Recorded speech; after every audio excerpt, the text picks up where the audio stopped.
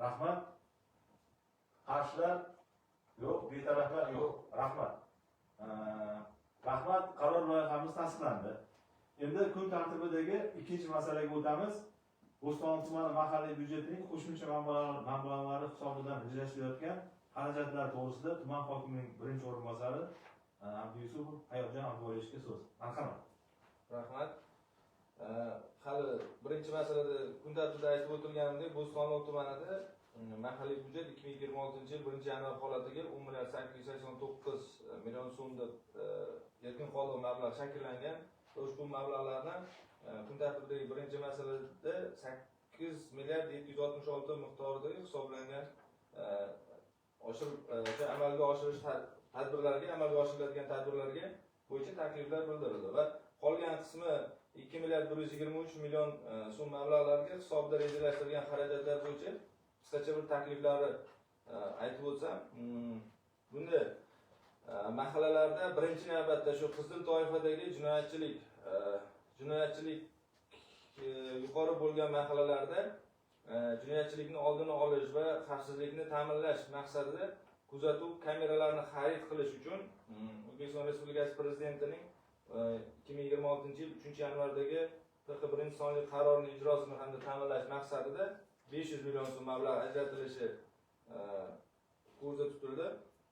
Hamda Bo'stonliq tumanida Zardor tajribasi asosida Ma'rifat mahallasidagi Bog'i Eram istirohat bog'ining ikkinchi bosqich rekonstruksiya qilish uchun shu Vazirlar Mahkamasining 2025-yil 5-avgustdagi 495-sonli qarori hamda Xalq deputatlar Toshkent viloyat kengashining 2025-yil 11-sentyabrdagi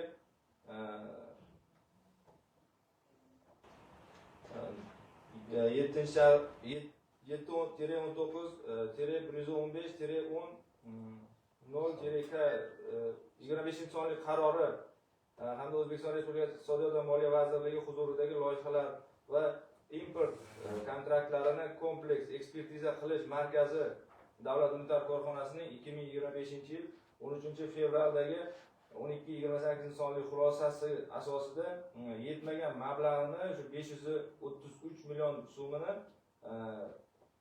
moliyalashtirish, bundan tashqari Yangi O'zbekiston qiyofasidagi Fazogir va Uyinkulsoy mahallalarini master rejalari, loyiha hujjatlari va topografik chizmalarni ishlab chiqish uchun O'zbekiston Respublikasi Prezidentining 2025-yil 8-oktyabrdagi 298 sonli qarorining ijrosini ta'minlash maqsadida 300 million so'm jismoniy va yuridik shaxslarning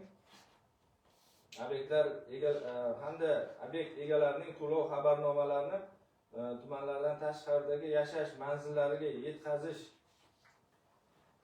yetkazib berish bo'yicha pochta xarajatlari uchun tuman soliq inspeksiyasining tuman soliq inspeksiyasining 2026-yil 5-martdagi 21-0-45-78 sonli murojaatiga asosan 30 million so'm mablag' jami 1 milliard 363 million so'm mablag'ni moliyalashtirish taklifi berildi. Agar ma'qullab bersanglar, bu takliflarni ham hurmatli deputatlar ushbu choralarni amalga oshirish maqsadga muvofiq bo'lardi. Agar ma'qullab bersanglar shular. Rahmat. Mana hayot bir narsani to'xtalishim kerak. Bo'ston tuman mahalliy byudjetining 26-yil 1-yanvar holatiga shakllangan erkin qoldiq bo'yicha birinchi taklif berilgan 8 milliard 766 millionga. Keyin taqsimlash bo'yicha taklif berildi, mana 1 milliard 363 millionga.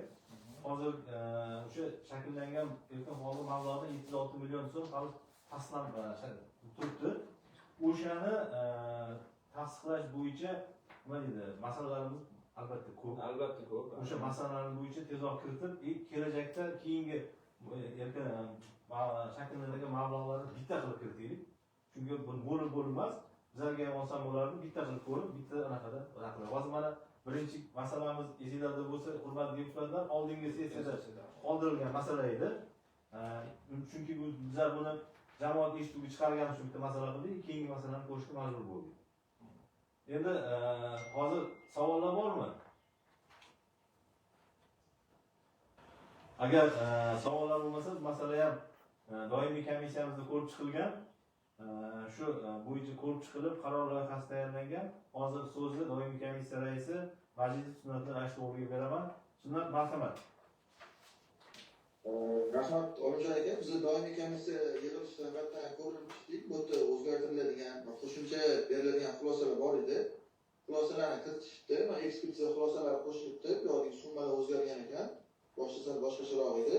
Faqat o'sha xulosaning orqasida bitta yoshlar ishlar agentligi tuman bo'linmasi boshliq qo'li yo'q edi. Agar uni ham imzolatishgan bo'lsa, xulosa to'liq deb hisoblaymiz. Endi u taqdim etildi, muhokama etgan yo'qmi? Berildi, taqdim etilgan. Imzolandi. Bo'ldi, taqdim etilgan bo'lsa, bunda xulosamizni aytamiz. Xo'sh. O'zbekiston Respublikasi mahalliy davlat hokimiyati to'g'risidagi qonunning 24-moddasiga muvofiq hamda O'zbekiston Respublikasi Oliy Majlisi Senatining 2024-29 noyabrdagi 45-son qarorida belgilangan tartibga asosan 2026-5-mart kuni tuman hokimining birinchi o'rinbosari H. Abdusupovning tuman mahalliy byudjet, tadbirkorlikni rivojlantirish va iqtisodiy islohotlar masalalari bo'yicha doimiy komissiyada tinglandi. Doimiy komissiya tomonidan tuman mahalliy byudjetining qo'shimcha manbalarini tumandagi kechiktirib bo'lmaydigan tadbirlarga yo'naltirish bo'yicha tegishli qaror qabul qilindi. Kengash qaror loyihasi O'zbekiston Respublikasining amaldagi qonunchilik hujjatlari O'zbekiston Respublikasi Oliy Majlisi Senati Kengashining 29-yanvardagi KQ-5-son 2025-yil 28-yanvardagi KQ-54-5-son KQ-55-son qarorlari va qonunchilik texnikasi talablari asosida ishlab chiqilgan. Doimiy komissiya a'zolari ishlab chiqilgan qaror loyihasini tasdiqlab berish maqsadga muvofiq deb hisoblaydi. Rahmat Sunnat. Hurmatli yig'ilish sessiya qatnashchilar, deputatlar, savollar bormi? Agar savollar bo'lmasa, doimiy komissiya tomonidan ishlab chiqilgan qaror loyihasini tasdiqlab berish uchun ovozga qo'yaman. Marhamat, rozilar? Rahmat. Rahmat, qarshilar? Yo'q. Betaraflar? Rahmat. Rahmat, qaror loyihasi tasdiqlandi. Rahmat. Endi kun tartibidagi 3-masalaga o'tamiz. Bo'ston tumani mahallalarining ijtimoiy-iqtisodiy muammolarini hal etish jamg'armasining 2025-yil yakuni bilan daromadlar va xarajatlar ijrosi to'g'risida O'zbekiston mahalliy uyushmasi tuman bo'limi boshlig'i Ashurov Muzaffar Ortiqboyev hisobotini eshitishimiz kerak edi. Bu Muzaffar aka respublika miqyosida yig'ilish bo'lgan shu ruxsat so'radi. Bu masalani biz doimiy komissiyada atroflicha muhokama qilganmiz. Muhokama qilingan. Hozir bosh mutaxassislar har biri qatnashyapti. Har bir marhamat. Endi hurmatli deputatlar, nima deysizlar? Agarda endi reglamentimizda ham belgilangan bu hisobot doimiy komissiyada eshitganimiz munosabati bilan hozir so'zni doimiy komissiya raisi Majidov Sunnat Ashtovga bersakda, xulosani eshitib, agar savollar bo'lsa, har biriga bersak. Ma'qulmi? Unda so'z Majidov Sunnat Ashtovga. Marhamat Sunnat. Rahmat Doktorxon, avvalambor shu 27-fevralda bilan ham hisobotni tingladik. 4-oylik yakunlar bo'yicha hisobotlarda umumiy hamma ko'rsatkichlari berilgan. 25-yil nimalar qilindi, qaysi mahallalarda quyosh panellari o'rnatildi, qaysi mahalladagi fuqarolarga amaliy yordamlar berildi, nechta fuqarodagi o'sha raislar tomonidan qanaqadir o'sha mahalla komitetlariga olingan o'sha o'zlariga kerak bo'lgan infratuzilmalar to'g'risida hisobotlarni berdilar bizga. Keyin o'sha mahallalarda amalga oshirilgan obod ko'cha, obod xonadon hamma nima ularga yuklatilgan bo'lsa, hammasi bo'yicha o'zlarining hisobotlarini taqdim etdilar. Shu hisobotlar asosida biz o'zimizning xulosamizni ishlab chiqdik. Ruxsat bersinlar, shu xulosamizni o'qib eshitasan. Marhamat. O'zbekiston mahallalar uyushmasi tuman bo'limi rahbarining mahallaning ijtimoiy-iqtisodiy muammolarini hal etish jamg'armasini shakllantirish va undan foydalanish, O'zbekiston Respublikasining fuqarolarining o'zini boshqarish organlari to'g'risidagi qonunga asosan joylarda faoliyat olib borayotgan mahalla raislari haqida ma'lumotlar O'zbekiston Respublikasi Prezidentining 2023 yil 21 dekabrdagi PF 209 sonli farmoniga asosan joylarda mahalla raislar tomonidan amalga oshirilayotgan ishlar doimiy komissiya yig'ilishida batafsil muhokama qilindi. Tinglangan hisobot asosida kengash qaror loyihasi tayyorlanib, kengash kotibiyatiga taqdim etildi. Kengash qaror loyihasi O'zbekiston Respublikasining amaldagi qonunchilik hujjatlari O'zbekiston Respublikasi Oliy Majlisi Senati Kengashining 2025 yil 28 yanvardagi PK-54-5 son hamda PK-55 son qarorlari va qonunchilik texnikasi talablari asosida ishlab chiqilgan.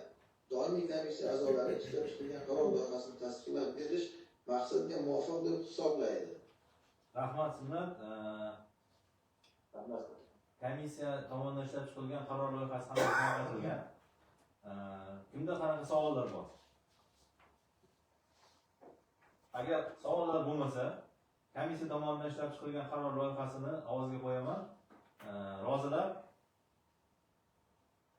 Rahmat. Qarshilar? Yo'q. Betaraflar? Yo'q. Rahmat. Qaror loyihasi bir ovozdan tasdiqlandi. Rahmat. Hurmatli deputatlar, bugungi sessiyamiz kun tartibiga kiritilgan barcha masalalar ko'rib chiqildi. Sessiya o'tish yuzasidan sessiya kotibi axborotini tinglaymiz. Marhamat, Jamshid. Joriy yilning 7-mart kunida bo'lib o'tgan shahar hokimlari Bo'stonliq kengashi 28 sessiyasida jami 25 nafar deputatlardan mana keyin kelib qo'shilishdi, 19 nafar ishtirok etishdi, kvorum ta'minlandi. Sessiyada kengash raisi Boboyev Obidjon Zakirov raislik qildilar. Sessiyada hokim o'rinbosari, bo'linma rahbarlari, axborot vositalari ishtirok etishib, ushbu yig'ilish to'g'ri Facebook tarmog'i orqali efirga uzatildi. Sessiya ishida 3 ta masala ko'rib chiqildi va 3 masala bo'yicha barcha rahbarlarning hisobotlari tinglandi. Kun tartibga qo'yilgan masalalar bo'yicha deputatlar tomonidan savollar kelib tushmadi. Kengash loyihalari yuzasidan tegishli doimiy komissiya raisi tomonidan xulosalar o'qib eshittirildi.